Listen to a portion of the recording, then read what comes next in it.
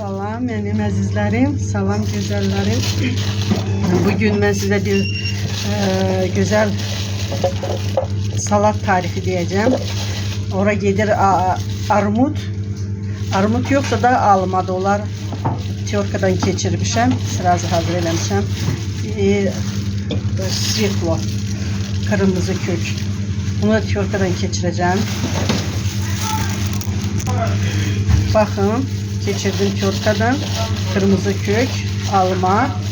Bura vuracağım biraz sweet sos. Şimdi burada sweet sos biz onu adlandırırıq. Şimdi sizde belki başka biraz şirin, biraz kesli bile sos sweet chili.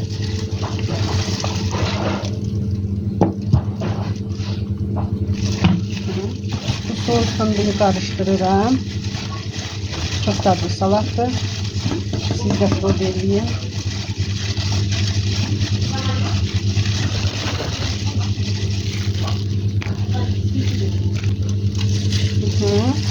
Tarifkamız hazırdır. Salat gözü bile buyuram. Güzel.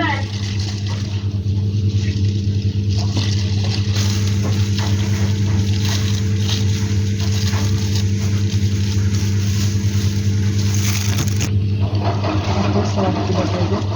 Üstüne yine salat önce ne rengi olur olsun. Lola roza ile bir salat. Elmalar.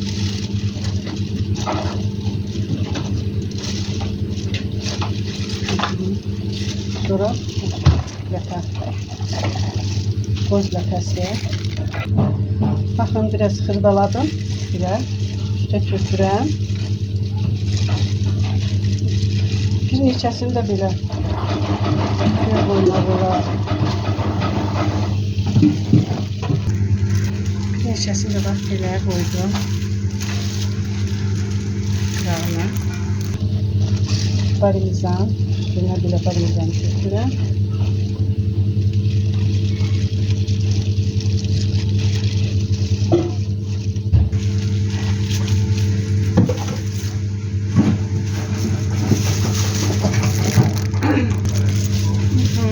Olsun. Bu da bizim salatımız.